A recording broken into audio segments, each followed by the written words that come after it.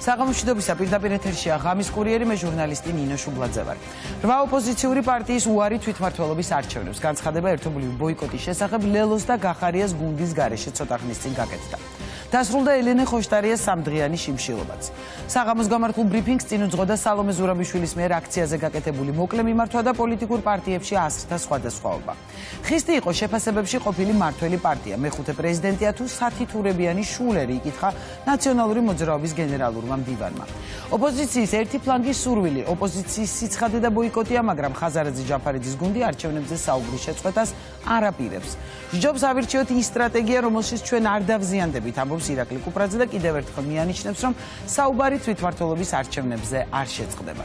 კოლეგების მხრიდან ზეწოლის მიუხედავად არც გახარიას გუნდი აპირებს გეგმაზე უარის თქმას. პარალელურად პარტია გირჩი, რომელიც არჩევნებში მონაწილეობაზე ყველაზე ადრე ჩამოყალიბდა ოპოზიციური ელექტორატის გამოფხიზლებას ელის. საინტერესოა, როდის დადგება ის მომენტი, როცა 4, 5, 9, 25 სამომრჩეველი მიხვდება, რომ ბრძოლის ნაცვლად იაფასიან სპექტაკლში იღებს მონაწილეობას. რამდენი უშინაარსო გამოსვლა, ბრძოლის ფაზა და მარშია საჭირო, რათა დაინახოს, რომ სადღაც შეცდომა დაუშვა, წერს სოციალურ ქსელში ალექსანდრე რაქვიაშვილი. მართველი ძალა კი თავის მხრივ ყურადღებას ამახვილებს იმ ფაქტზე, რომ აქციაზე, სადაც ხელისუფლების დამხობის და ყველას დაждის პირობა დაიდო, პარლამენტის თავმჯდომარის თქმით, ევროკავშირის დაფინანსებული იყო. რაც მეტი იქნება განხეთქილება და შიდა დაპირისპირება რადიკალურ ოპოზიციაში, მით უკეთესია ჩვენი ქვეყნის ეროვნული ინტერესებისთვის. ეს სიტყვები კი პრემიერ-მინისტრს ეკუთვნის. როგორია ოპოზიციის ბრძოლის სტრატეგია და რა გზას ირჩევენ პარტიები თვითმმართველობის არჩევნების წინ? ღამის კურიერის კითხვებს ნაციონალური მოძრაობის წევრი ირაკლი ფავლენიშვილი, პარტია გირჩის თავმჯდომარე იაგო ხვიჩია და ფრაქცია ქართული ოცნების თავმჯდომარის მოადგილე ლევან მაჭავარიანი უპასუხებენ. ვიწყებთ პირდაპირი ჩართვით. ირაკლი ფავლენიშვილი ნაციონალური მოძრაობის წევრი იქნება პირველი სტუმარი. საღამოშვიდობისა ბატონო ირაკლი. მადლობა გადაცემაში მონაწილეობისთვის და პირველ რიგში, რა თქმა უნდა, ბუნებრივია კითხავთ ამ განცხადებაზე, რომელიც რაღაც 1 საათის წინ მოვისმინეთ. რა ერთობაზე საუბრობს ეს 8 პარტია, როცა თქვათ ოპოზიციის ერთობას გულისხმობ. აქ ჩვენ ვერ დავინახეთ ლელო და გახარია და რა შეიცვალა, ანუ რა იყო ახალი ამ ბრიფინგში, ბატონო ირაკლი? ეს მოცემულობა ხო ისედაც ასე იყო, რომ ცნობილი იყო, რომ თქვენ ეს პარტიები უარს ამბობდით არჩევნებში მონაწილეობას. მოგესალმებით. პირველ რიგში უნდა აღინიშნოს, რომ პირველად მოხდა, როდესაც ნაციონალური მოძრაობა ამდენი ხანია საუბრობს ამაზე, რომ საჭირო არის ერთიანობის კაფეო დემონსტრირება სპეცოპერაციასთან დაკავშირებით, იმიტომ რომ ჩვენ ამას ნამდვილად არჩევნებს არ უწოდებთ, ვერ შეიძლება უწოდოთ ამას არჩევნები, არჩევნებს აქვს კონკრეტული კრიტერიუმები, რის გამოც პროცესი უძახია ხოლმე არჩევნებს. თუ ეხლა პასპორტების წარდგენაზე, პირადობების ჩამორთმევაზე, ოპოზიციის და ზოგადად სამოქალაქო სექტორიდან დამკვირვებლობის აკრძალვაზე, საარჩევნო კანონმდებლობის გამკაცრებაზე და ვინც უნდა კამპანია ჩაატაროს იმათ დაკავებაზე ვსაუბრობთ, რა თქმა უნდა, ამ პროცესს არჩევნებს ცივილიზებულ სამყაროში არ უწოდებენ, ამას უწოდებენ სპეცოპერაციას. ამიტომ ახლა სპეცოპერაციაში მონაწილეობის მიღებას არ ვაპირებდით, ამისკენ მოუწოდებდით ყველა პასუხისმგებლიან პოლიტიკურ ძალას, რომელსაც გადაწყვეტილი აქვს, რომ ივანიშვილის რეჟიმი დაამარცხოს ისე, რომ არ მოახდინოს იმის აღიარება, რაც არ არის რეალური, ანუ დე ფაქტო ხელისუფლება არის და ჩვენს ლეგიტიმური ხელისუფლება არ არის, ამიტომ არაფერი არ შეცვლა იმ თვეების განმავლობაში. პირიქით დამძიმდა მდგომარეობა, რა დროსაც თქვენ მიერ ზემოხსენებული პოლიტიკური ძალები, მათ შორის ჩვენთან ერთად ამოვნენ, რომ რუსი დიქტატორი გმართავს, რომ კრემლიდან იღებს ინსტრუქციებს, რომ არჩევნები ქვეყანაში გაუქმდა. ლელოს და გახარიას პარტიას გულისხმობთ? დიახ და ამიტომაც რა თქმა უნდა, ეხლა ეს პოზიციები უნდა ყოფილიყო მკაფიო, ჩვენ აქამდეც ხონდა ეს მოთხოვნა, სამწუხაროდ არ იყო ხოლმე ამის კაფიო გამოვლინება, მათ შორის სალომე ზურაბიშვილის გამოსვლა, როცა იყო თუნდაც მაისის ბოლოს და ბოლო თვეების მანძილზე ყოველთვის ამას უსვამდით ხას, რომ რაც არ უნდა შემოგდებული თემა უწოდოს, ვინმე ან რაღაც ნაადრევად უწოდოს ამაზე საუბარი, სინამდვილეში ეს არის ისეთი საკითხი, რომელიც რეალურად დღას პოლიტიკურ დღესასწაულში და უნდა იყოს მკაფიო პასუხი ოპოზიციის. ასეთი ერთიანობა და მკაფიობა ამ განცხადებაში რაც იყო ამ 8 პოლიტიკური ძალის არ ყოფილა აქამდე, ეს არის ფაქტი. არც დროს ესეთი მკაფიო განცხადება, სადაც ყველა ხელმომწერი ესე მკაფიო. ნუ სათითაოდ ყოველ შემთხვევაში ყველას მსგავსი განცხადება მოსმენილი გვაქვს. ბატონო ირაკლი, მე უბრალოდ ვცდილობ გავარკვიო, რა შესთავაზა ახალი ან რა ბრძოლის სტრატეგია უჩვენა ოპოზიციამ დღეს ვინმეს ახალი. დიახ, ეს განცხადება იყო მნიშვნელოვანი იმ მხრივ, რომ როცა საუბრობენ ხოლმე იმაზე, რომ აი უნდა ჩამოყალიბდეთ, რომ დისკუსიისთვის რაღაც უნდა გაიხსნას ფანჯრები და ასე შემდგომ, კაფიოდ გამოჩნდა, რომ პოლიტიკური პარტიების და ძალების თუმცა ეს ხო პლატფორმის სახით გახსნილი იყო ეს სასაუბრო, ასე ვთქვათ, ადგილი, სადაც ფანჯარა, სადაც პარტიებს შეეძლო დამსხდარიყვნენ და ესაუბრათ სალომე ზურაბიშვილის პლატფორმას. არა, თქვენი კითხვის თქვენ დატოვეთ უბრალოდ ეს პლატფორმა. არა, ნახეთ, თქვენი კითხვის არსებობა მდგომარეობს იმაში, რა იყო ახალი. მე გპასუხობთ, რა იყო ახალი, რომ ესეთი მკაფიო ერთიანობა 8 პოლიტიკური ძალის მიერ მკაფიოდ ნათქვამი ერთად, რომ ჩვენ არ ვიღებთ მონაწილეობას სპეცოპერაციაში და ვაგრძელებთ წინააღმდეგობის კამპანიას, აქამდე არ ყოფილა ეს არის. კარგით, მაშინ ასეთ გითხავთ. ელენე ხოშტარიას მესმის, არა, უბრალოდ ცნობილი იყო პოზიცია. ერთობლივად დამდგარი განცხადება შესაძლოა არ გვინახავს, მაგრამ პოზიცია ხო ცნობილი იყო ამ პარტიების, რომ ისინი არ მონაწილეობენ. ნუ არავის խոսში არ ქონია გაცხადებული, რომ რამის ძალიან მნიშვნელოვანია, როდესაც არსებობდა რაღაც მოლოდინებიც, მათ შორის სრულ მოლოდინები, რომ ვინმე რაიმე ტიპის ერთობა შეკრავდა, თუნდაც ვისგან, მე ფედერალისტებისგან იყო ეს სრულ მოლოდინი, ახალისგან იყო ბატონო ირაკლი. არა, სხვა რაღაცას გეუბნები თუ დამაცადეთ და გისმენთ, კი ბატონო. კი, როდესაც საუბარი იყო ხოლმე რომ აი რაღაც სამწუხაროდ ჩვენი ფლანგიდან, ეგრეთ წოდებული ჩვენი ფლანგიდან, ოპოზიციური ფლანგიდან იყო ხოლმე საუბარი იმაზე, რომ აი რაღაცას გამოგლიჯავთ, ხო? ეგრეთ წოდებულ ხელისუფლებას, ხო? საუბრობდით რაღაც რომელიღაც ქალაქებზე ან რაღაც ტიპის ერთობაზე, რომელიც სპეცოპერაციას უკავშირდებოდა. ამ ხრივ კაფიო პასუხი არის გაცემული, რომ პოლიტიკურ ძალთა უმრავლესობა, რომლებიც არიან, მათ შორის საპროტესტო მოძრაობაში აქტიურად ჩართულები, მათ შორის რუსთაველზე ყოველდღიურად. ანუ ლელოს და გახარიას ოპოზიციათ აღარ თვლით ბატონო ირაკლი.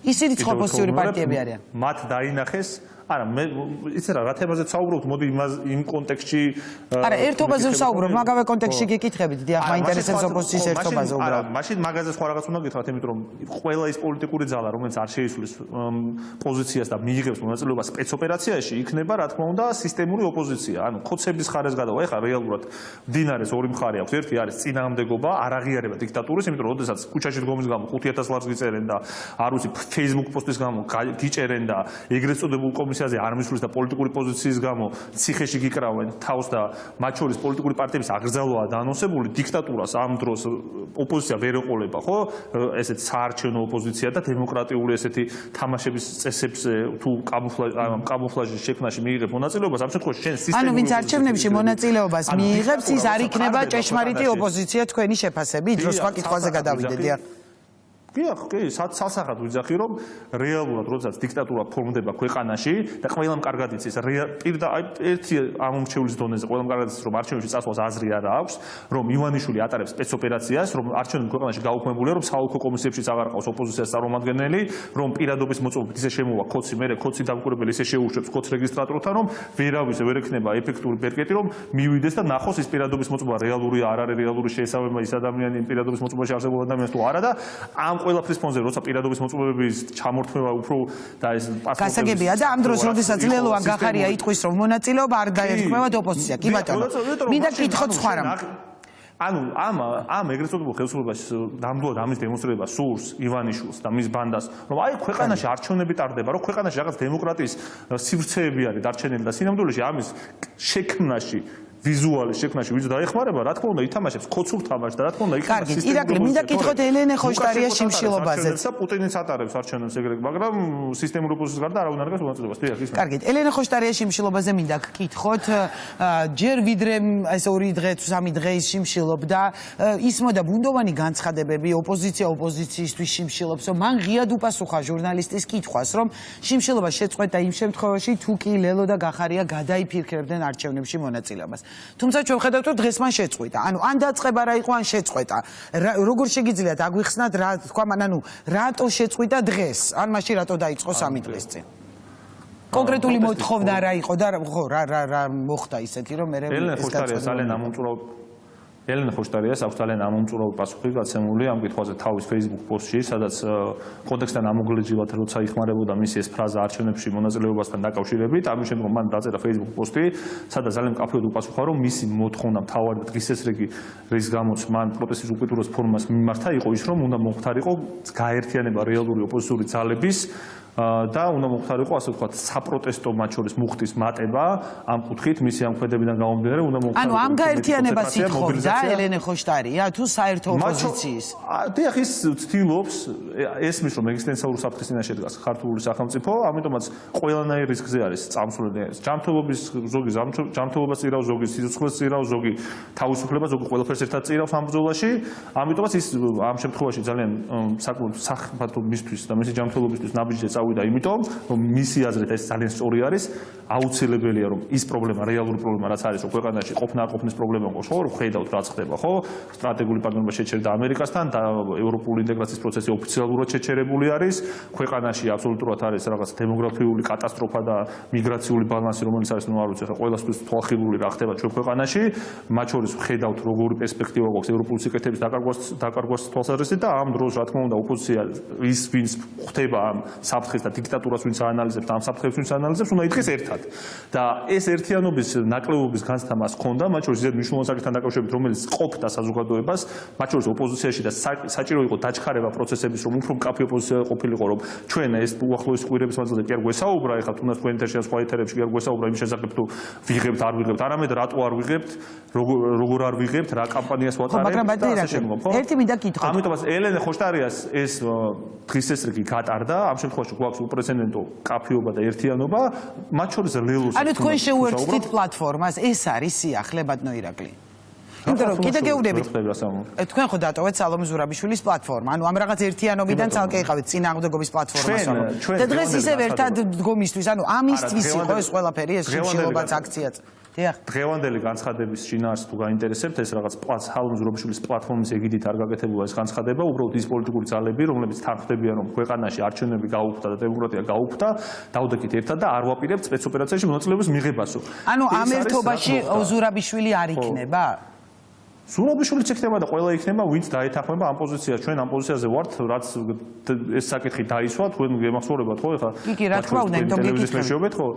კი, ამიტომაც გეუბნებით ეს პოზიცია, რომელიც ერთიანი გვაქვს, ეხლა სალომე ზურაბიშვილი იქნება თუ ნებისმიერი პოლიტიკური აქტორი, რომელიც ამ პოზიციას გაიზიარებს, იქნება ამ პოზიციაში ჩვენთან ერთად. კაცო, ეს რაღაც პლატფორმების ეს არ არის, მანდამაის ყველა, ასე ვთქვათ, საკითხს უნდა უყურებდეთ პლატფორმების პრიზმაში. ძალიან მარტივად შეგვიძლია გავმასხვაოთ, ხო? იქნებიან პოლიტიკური ძალები, რომლებიც დარჩებიან სისტემურ ოპოზიციად და მათი რაოდენობა აშკარად ჩანს, რომ ძალიან მცირეა და რაოდენობრივად ბერად უფრო დიდი იქნება იმ პოლიტიკურ აქტორთა მათ შორის რიცხვი, რომლებიც იქნებიან რეალურ წინააღმდეგობაში, რეალურ საპროტესტო მოძრაობაში. კი ბატონო, დავარქვათ ერთობა და ნუ იქნება პლატფორმა სახელწოდებას მას ვიზამთ, მაგრამ ჩვენ ყოველთვის ამბობდით, რომ პლატფორმასთან ყოველთვის გვექნებოდა კოორდინაცია, რომ ამ პლატფორმასთან დაკავშირებით იყო კონკრეტული საკითხები, რაშიც ერთიანი ხედვა არ ქონდა, მიდგომა არ ქონდა, მაგრამ ყოველთვის ამბობდით, რომ მათთან ერთად აქციებსაც დავაორგანიზებთ, განცხადებებსაც შეიძლება გავაკეთებთ, საერთაშორისო ასპარეზზე შეიძლება ქონდეს პოზიციონირება, ამაში ახლა ჩვენ პრობლემას ვერ ხედავთ, მანდამაის პლატფორმის წევრობა ამას არ გულისხმობს და არ არის. იყო თუ არა ამის გადამწყვეტი ბატონო ირაკლი, თქვა დღევანდელი ერთობლივი განცხადების, ამას გულისხმობ, თუნდაც გუშინდელი აქცია და ამას რატომ გეკითხებით, დავასრულებ კითხვას. ერთი რომ თქვენმა გენერალურმა მდივანმა საერთოდ უწოდა რომ ეს პრეზიდენტია თუ საცითეურებიანი შულერი, პეტრე ცისკარიშვილის განცხადება იყო.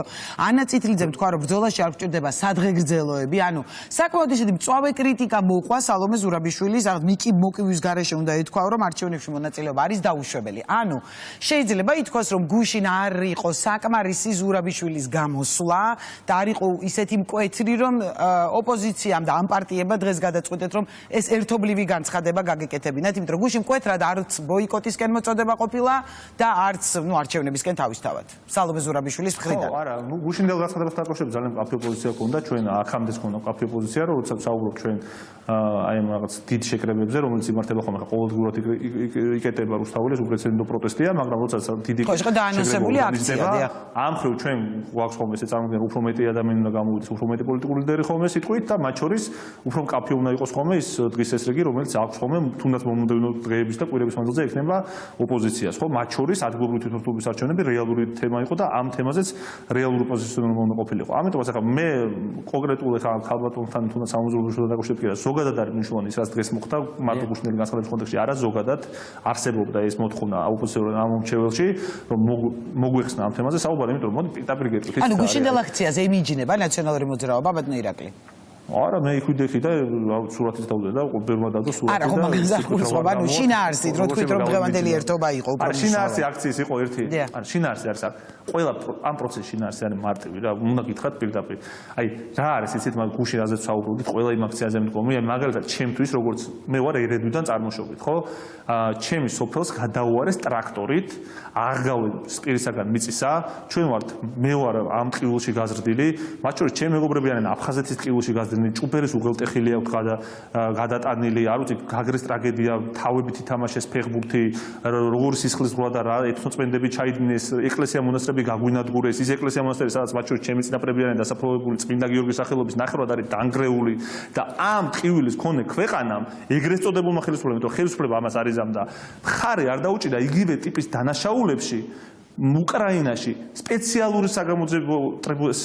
ტრიბუნალი რო შექმნილი იყო ამ დანაშაულების დასჯის გამო ევროსაბჭოს ეგიდით. ანუ ეს ეგრეთ წოდებული ხელისუფლება ყავს. ამიტომ ახლა რაღაც დროს ამას თემებზე თვითმმართველობის ამ თემებზე საუბარი იყო, როცა გვაქვს ესეთი ეგზისტენციალური პრობლემა, რომ მართლა ვიცით რომ თქვენ ეთერს ახლა ვიცით რომ უყურებენ ეგრეთ წოდებული ქართული ოცნების მომხრეებიც, ხო? კარგად დაფიქრდით. ეგრეთ წოდებული მომხრეები რას ნიშნავს, ბატონო ირაკლი? ეგრეთ წოდებული პოლიტიკური ძალის უნდა მეთქვა და ეგრეთ წოდებული მმართველი პარტიის უნდა მეთქვა და მომხრეები თქვი, მაგრამ ხო რამიშობას მიხვდებით ახლა ტექნიკურად. ხო, არა, რამე სხვა ხარი გულისხმობთ მაინტერესებია. ხო და ამიტომაც გეუბნებით, ანუ როცა თქვენ თუნდაც აი ამ კუთხით მინდა რომ შეგახედოთ რომ მართლა გულწრფელად ხე ქართველი ვარ და პარტიულობას თავი დავანებეთ, აი მართლა ამ ტყიულში ვარ გაზრდილი და წარმოგიდგენთ პოლიტიკური ძალა გვესაუბრება ღირსებაზე, ევროპისკენ სვლაზე, როცა ევროპისკენ სვლა აღარ არის და დასავლეთისკენ სვლა აღარ არის და ამას ხედავთ, ხო? და გვესაუბრება რაღაც უსამშობლო პოლიტიკაზე გვესაუბრება ხოლმე სხვებთან და მეტი უსამშობლობა რა უნდა იყოს ახლა შენ ქვეყანაში ეთნოწმენდა ვინ ჩაიდინა და ვინც ყველაფერი საშინელება გააკეთა რაც უნდა გააკეთებინა იმის წინააღმდეგ ხმას რო ვერ იმაღლებ და ტრიბუნალის შექმნას რო ხარს ვერ უჭერ მე იმ ევროპელსაც და დასავლეთსაც ეგონები ჩმორი მეტი ჩმორობა კი არაფერი არ არის და უსამშობლობა აი ეგ არის ჩმორობა და უსამშობლობა როცა ვერ ბედავ და ვერ უჭერ ხარს შენი ქვეყნის მტრის ოკუპანტის წინააღმდეგ საგამოძიებო კომისიის შექმნას ახლა ამაზე მეტი უსამშობლო პოლიტიკა რა უნდა გვინდოდეს და ამას ვაპროტესტებთ ამის წინააღმდეგ გვიგზით ჩვენ და გასაგებია ბოლო კითხვა ბატონო ირაკლი რომ ამ პოლიტიკურ ძალას თვითმმართველობის არჩევნებში კი არა და არჩევნები გაუქმებული აქვს ამ ძალას, მაგიტომ არის კოლაბორაციონისტი ძალა. მაგიტომაც არ უჭერს ხარს და მაგიტომაც არის უსაფრთხო ინსტრუმენტი. რა რესურსი თუ შეიძლება, აი რა სურათი მივიღეთ დღეს ოპოზიციაში? 8 ერთობლივი განცხადებით, რომლებიც ბოიკოტის მომხრეები ხართ. აქეთ არის 3 პარტია, ლელო, გირჩი და გახარიას პარტია, ვინც შესაძლოა არჩევნებში მიიღოს მონაწილეობა. ნუ ზოგს უფრო გადაწყვეტილად აქვს ნათქვამი, ზოგი ფიქრის პროცესია. რისი რესურსი რჩება ნაციონალურ მოძრაობას თუ კი ეს პარტიები იღებენ მონაწილეობას ანუ ოპოზიციას წარმოდგენილი არჩევნებზე და თქვენ ხართ გარეთ ბოიკოტის რეჟიმში პოლიტიკურ პროცესში როგორ ერთვებით და რა მომავალს ხედავთ მაშინ თქვენი პარტიისთვის დიახ რაც არ უნდა ახლა ვიღაცამ შექმნას iluzia ახლა ივანიშვილს სურს iluzia შექმნას და საერთაშორისო ასპარეზზე ამას ვერ ახერხებს ამიტომაც არის რომ სტრატეგიული პარტნიორობა შეუჩერეს და ევროპული ინტეგრაცია შეაჩერეს და სამწუხაროდ ქართველი ხალხი იჯება ისევ და შეიძლება ნებისმიერი სხვა სიკეთე რაც ქონდა მათ შორის საგამართლო პროექტები თუ ნებისმიერი ევროპული ტიპის სიკეთე რაც უკეთეს ჯანდაცვას განათლებას უკეთეს ცხოვრებას გვიქადდა ქართულ ხალხს შეიძლება ეს ყველაფერი გააჩერონ იმის გამო რომ ივანიშვილი ეს ყალბ რეალობას გვის რომ თითქოს და ქვეყანაში რაღაც დემოკრატია Facebook პოსტზე ვეღარ დაგეწერია პოლიტიკური პარტიები უნდა გააუქმონ არასამთავრობო ორგანიზაციები უნდა გააუქმონ და ამ დროს რომელ არჩევნებზე მესაუბრებით თუ სამოქალაქო სექტორი არ არის ქვეყანაში პოლიტიკური პარტიებს თუ აუქმებენ და პოლიტიკური პარტიების ლიდერებს თუ იჭერენ და კამპანიას ვეღარ ატარებ და Facebook პოსტს ვეღარ წერ ხო შენი პოზიცია რო გამოხატო რომელ საარჩევნო კამპანიაზე მესაუბრებთ ამიტომაც ერთადერთი არის საპროტესტო მოძრაობა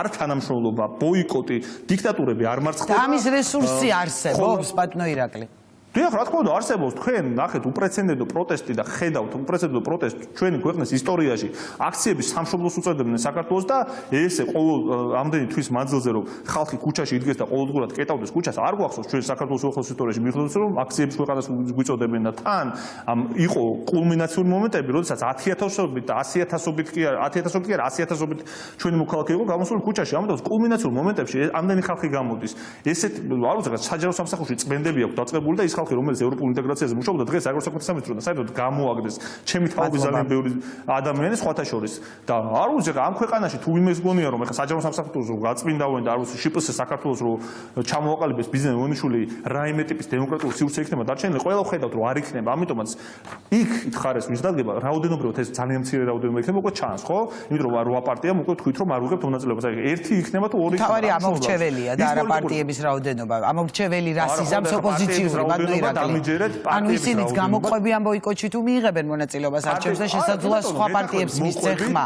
და ნახავთ კიდევაც ამას იმიტომ რომ ნახეთ საპროტესტო ელექტორატი არის ეხლა ჩვენ ვიზავთ საუბრობთ ივანიშვილის მომხრეები არიან ხო ვიღაცები ხო არიან ივანიშვილის მომხრეები როგორც თქვით ხო ან ივანიშვილის მომხრეების გარდა ვინ არის ამ ხალხში ვინ არის ქვეყანაში ძირითადი მასა არის იმ ხალხის რომელიც ხვდება რომ ეგზისტენციალურ საფრთხეს უქმნის ივანიშვილი ამ ქვეყანას და რაც ჩამოთვალე ყველაფერი ამის გამო ხო ამიტომ ეს ადამიანები ხვდებიან რომ აღარც Facebook პოსტის გამო გიჭერენ წერენ და ეხლა საარჩევნო პროცესზე რაღაც დროს საარჩევნო პროცესია საუბარი ხო ქვეყანაში მართავს უფასოვანი დიქტატურა არის გაფორმებული და ერთი კლანი მართავს ხოლმე და მხოლოდ ივანიშვილს აქამდე სხვადასხვა რა იყო დიქტატურულ სისტემაში კიდევ რა იყო დაბალანსებული ანუ კლანების შორისაც ბალანსი იყო მაგრამ ეხლა იმ ავტორიტარიზმის წრე იმდენად დავიწყდა რომ ერთი კლანი კობახიძის კლანი მართავს ყველაფერს და ამ პირობებში როდესაც ეს ავტორიტარიზმი ესეთი ჩაბეტონებული და ჩაცემენტებულია ეხლა არ უძე არჩევნებზე საუბარი მხოლოდ და მხოლოდ აწყობს გასაგებია თქვენი პოზიცია ბაგრირაკი მადლობა დიდი მადლობა დიდი რომ პასუხობდით ჩვენს კითხვებს ირაკლი ფავლენიშვილი ნაციონალური მოძრაობიდან გვერდთობოდა პირდაპირ ეთერში